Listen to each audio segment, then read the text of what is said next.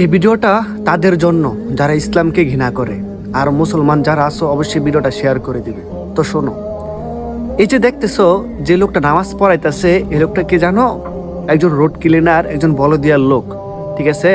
আর তার পিছনে দেখতেছো কেউ হয়তো কোনো বড় সরকারি চাকরিজীবী বা কোনো ডক্টর বা কোনো ভিআইপি লোক।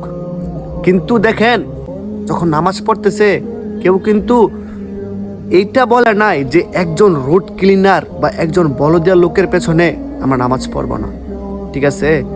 তারপরও যারা ইসলামকে ঘৃণা করে আমার মাথায় আসে না। আসলে ইসলাম মানুষকে ভালোবাসায় শেখায়, ইসলাম মানুষকে সত্যের পথে আনে।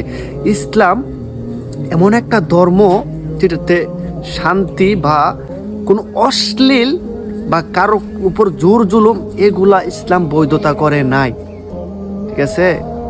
ইসলাম মানবতার ধর্ম।